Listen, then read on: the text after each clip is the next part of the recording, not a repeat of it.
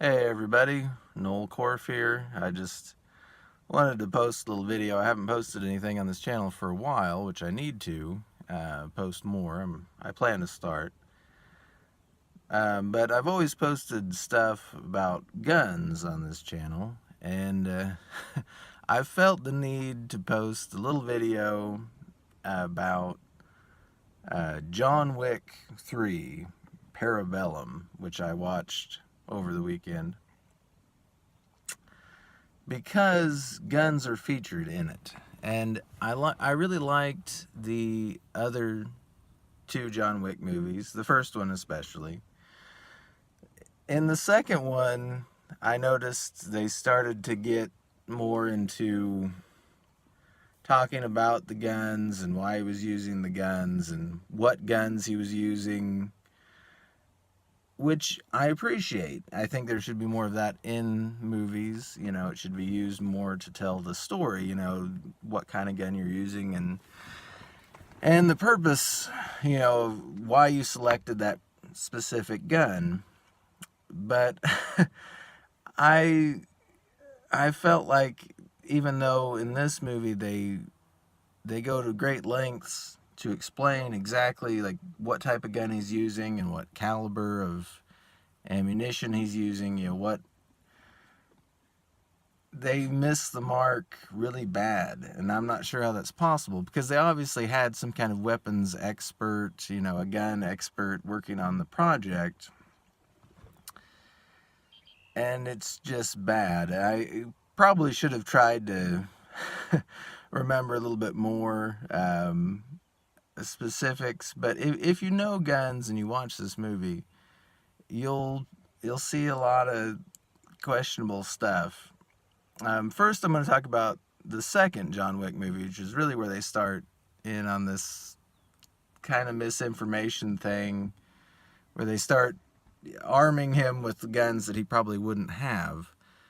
In John Wick 2, they give him a bulletproof suit, which is, you know, make-believe, basically. I mean, technically, I think you could have a bulletproof suit, but, you know, real body armor, like soft body armor, isn't just material. You know, it has layers. It has an inside layer sort of trapped between two outside layers. You know, so it makes kind of a I don't know, when the bullet hits, it pulls in, and I don't know, it's more complicated than just like, well, it's, you know, my Armani suit is bulletproof type thing. But anyway, you know, it's a movie, and I'm okay with that. I'm okay with a movie staying kind of crazy in its own parameters that it sets for itself. Like the Matrix movies, for example, I thought were great because it's like, in the Matrix isn't real, so you can do whatever you want. You can dodge bullets. You can, you know, anything you want, because it's all bullcrap. It's all, you know, it's a movie. It's make believe. The Matrix isn't real, so if you believe that you can do it, you can do it. Fair enough. That's the plot of the movie.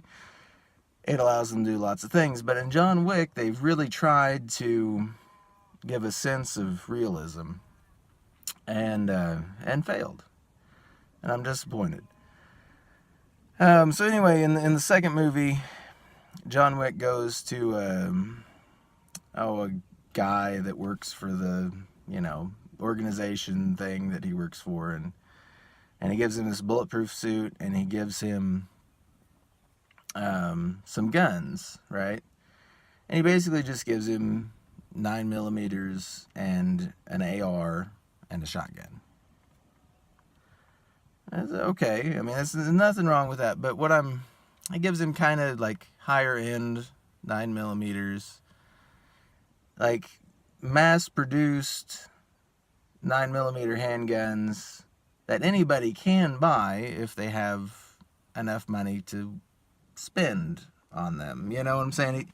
He doesn't give him anything too pedestrian, but he doesn't give him anything that's actually fancy either. And he gives him an AR, as opposed to a fully automatic rifle like you would use in the military, which you'd think if John Wick is, going to kill a whole bunch of people like he always does, he's going to be fighting, him versus umpteen people, he would want some military grade weapons. But he always has semi-automatic weapons that anybody can buy. And I find that really strange, and it kind of hurts my head a little bit, because he's in this huge, criminal assassin organization, where they have all these connections and they have all this crazy stuff, like all these bulletproof suits and stuff, which is why I brought that up, and all this body armor, and they get more into the body armor in this third movie. But no fully automatic weapons, apparently. I mean, a normal person, I could pay, I think it's $200 for a tax stamp, and I could get a fully automatic, a real machine gun, which is better than a semi-automatic gun, which is what John Wick always uses, And I've seen the videos online where Keanu Reeves is practicing, he's bam, bam, bam, bam, bam, bam, bam, bam. And it's cool, and he does good and everything, but wouldn't it be better to have what the military uses, where you have a selective fire system where you can shoot 1 round or a 3-round burst, bang, bang, bang, bang, 1 pull the trigger, 3 rounds, or just hold the trigger down and spray, in full automatic mode. And he doesn't do that. And it really bothers me. I mean, obviously they didn't, I guess, take the time or spend the money to get Keanu Reeves or permission to use a fully automatic gun to train with. So they just, but to me it takes away from the realism of it, because if you're in the Army, if you're in the Marines, or the any kind of special forces thing, you're going to have real weapons, like real grenades. They use like flashbang grenades and stuff. Again, in the John Wick movies, they don't use real grenades. They don't use any, there's no real explosives, really, or real, nothing that's actually illegal at all. Basically, which is, to me, it takes away from the realism of what's going on. But now I'm going to talk about the inaccuracies of it. In this third movie, this Parabellum movie,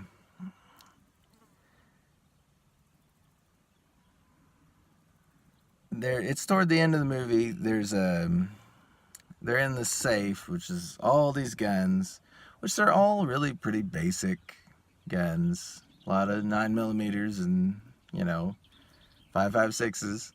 Nothing too crazy, in my opinion. I mean, they make it look cool, like, oh, there's all this stuff. But it's all just stuff. I mean, nothing that's like, holy crap, that's an awesome gun. It's just like, it's stuff you'd see at a gun store.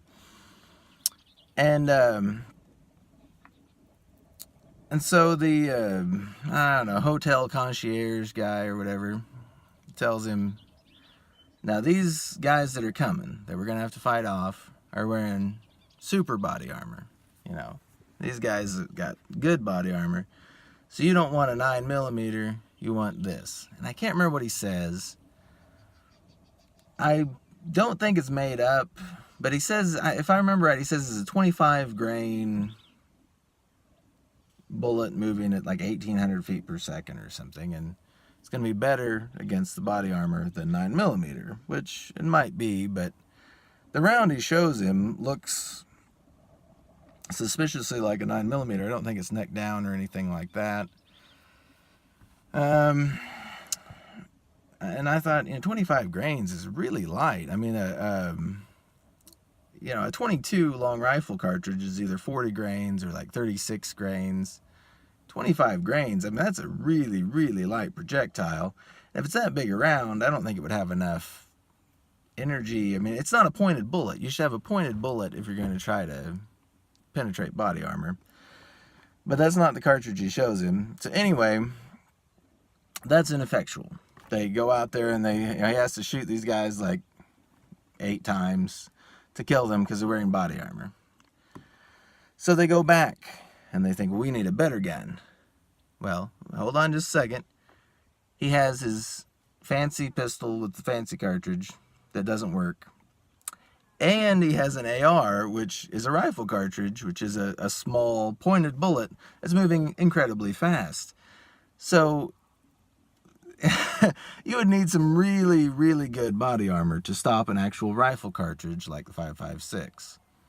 But, you know, the 5.56, his rifle is actually also pretty ineffectual. So they go back and they get a 12-gauge shotgun, which sounds okay, and I appreciate that they were trying to use different guns and give them a purpose. But they use, I believe they say, armor-piercing slugs, which are just a flat slug. And they go out, and of course that works great. Shoots the first guy, blows his head off. And then, for some reason, he has to shoot everybody else like 3 times with his shotgun, which, if it's penetrating the body armor, if you've ever shot something with a 12-gauge shotgun slug, you don't need to shoot it 3 times. The last guy he shoots with his shotgun, he actually shoots 6 times, which he's just about out of ammunition. And so I guess just to like, well, I'm almost out of ammunition, I'm just going to use up the rest of my ammunition so I can throw this gun away. Way they do in movies, instead of like, I'm going to, conserve my ammunition because I might need it. He's just like, oh, screw it. I've only got 6 more rounds. I'll just use them on this guy. He shoots the guy 3 times. The guy falls off this balcony and shoots him like 2 more times as he's falling and hitting stuff and bouncing off and falling. And then like he shoots him again when he hits the ground. It's like, damn. I mean, you shot him once with a 12-gauge slug. That guy is fucking toast. I mean, he's done. You don't need to shoot the guy 6 times. Come on. Anyway, but the problem with that is that most soft body armor, like good soft body armor, is rated to stop anything up to 44 Magnum for a handgun cartridge or a 12-gauge slug. They're not rated to stop rifle ammo or anything more powerful than a 44 Magnum. So it would have made sense. There's no revolvers in this movie. I take a little issue with that. If they'd have given him, say, a 454 Casull or something like that to counteract the body armor, I could go with that because the 454 Casull is more powerful than the 44 Magnum. It might actually work. A 12-gauge slug, the problem with 12-gauge slug is it's so big around, and shotgun slugs don't move that fast. They don't have to because they're really heavy. But the way body armor works, you need something that's small and pointed and moving pretty fast to poke a hole in the body armor. And a shotgun slug is sort of like hitting the body armor with a brick, or a cannonball or something. It can still stop it because it's got a large surface area. It's not going to puncture it. It's just going to, it's going to hurt. It's going to break their ribs and stuff if you shoot them with a 12-gauge shotgun. But it's not going to penetrate the body armor and kill them. So that's where it got really inaccurate for me, and it really started to bother me. There are other things in the movie. They do what is almost a cool scene. It's definitely an homage to The Good, the Bad, and the Ugly, where John Wick is unarmed, and he goes into a museum, and he takes, I believe it's a 4440 cartridge that they have in the museum, and he tries to load it into a cylinder, and it won't fit into the cylinder, because it's not a 4440 apparently. And then he proceeds to take these old revolvers apart, and takes a whole bunch of them apart, and puts the stuff together, and somehow makes his 4440 cartridge fit into a different cylinder, which why he didn't just put it in that gun and, the gun that had a 4440 cylinder, you think is what he would try to stick his 4440 cartridge in. And I don't even remember if it was a 4440, but I think it was. I think it's what it said on the thing, which, now that I think about it, 4440 is actually a rifle cartridge. I'd have to watch the movie again. I just watched it once. I went to the theater and watched it. But whatever he's doing, bullshit. As far as taking the guns apart and doing all that stuff, bullshit. That whole scene was bullshit. I don't care. There's no reason to take all these guns apart and put them together so you can shoot one shot. And the time he took to do that, I mean, he could have done a lot of other things. He misses several opportunities to pick up perfectly good guns during the part of the movie where he doesn't have a gun. He just leaves them lay there. Sometimes they kind of make it look like he couldn't pick it up because, he was getting shot at. But sometimes he just leaves them lay there, and that's really stupid. The only other thing I'm going to say that bothered me about the film is in the first movie, they do a really good job about making Keanu Reeves and his fighting style as John Wick look realistic, like he could actually beat these people. He could actually do it. But in this movie, definitely toward the end, he's fighting ninjas. Okay? They don't say they're ninjas, but he's fighting ninjas. These are little, fast people, like little Bruce Lee body type people. They've got swords and stuff, swords and knives. And Keanu Reeves is a big guy. I don't know how big he actually is, how tall he is, but when you're a big guy, you have an advantage in some fighting styles, and you have a disadvantage in other fighting styles. It's just the way it is. If you put Bruce Lee in a ring with Mike Tyson, and they have boxing gloves on, and there are boxing rules, now you might think, well, Bruce Lee is just such a badass, he's going to win. But I think in reality, Mike Tyson would win. He's bigger, and boxing is his thing. Mike Tyson would beat Bruce Lee in a boxing ring. But you think, well, you don't give him any gloves, and you put Mike Tyson and Bruce Lee in a ring together, no rules, maybe Bruce Lee would win. But if you give Bruce Lee a sword, or some, or a knife or something, and Mike Tyson nothing, which is how, these fights happen with John Wick versus these ninjas. You give a ninja, give a martial arts expert, a Bruce Lee type character, give Bruce Lee a knife or a sword, and give John Wick or Mike Tyson or whoever you want to think nothing. Who's going to win? Well, Bruce Lee's going to win. The really fast guy's going to win because it's all you need is one shot. He's faster. These little guys are fast. You got a sword. He doesn't. Shit. I'm dead. You got me. That's not the fighting style that he would be able to win. There's one scene in particular, he's fighting two of these guys, two really fast guys, and they have knives, and he has nothing. And they give him a couple chances, because they're kind of playing with him a little bit, which they do in movies, and that also bothers me. And then Keanu Reeves ends up taking his belt off, and uses his belt as a weapon, and ends up beating them. But in reality, it's like I'm a big slow guy, so like I can punch harder. I can, if I have a gun or some other weapon, or neither one of us has a weapon, I'm a killer and I'm a big guy, I can beat you. But if I have nothing and you have a knife, you're gonna slice open an artery and I'm screwed, And so that it just bothered me. I didn't think this was a very good movie. The second one I thought was okay. The first one I thought was great. This third one, this Parabellum, John Wick Parabellum,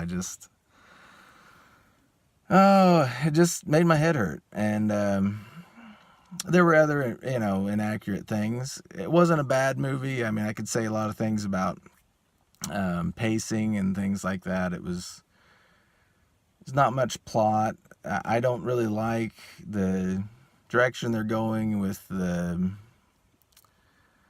I don't know, all this elite group of assassin thing. I would rather just see a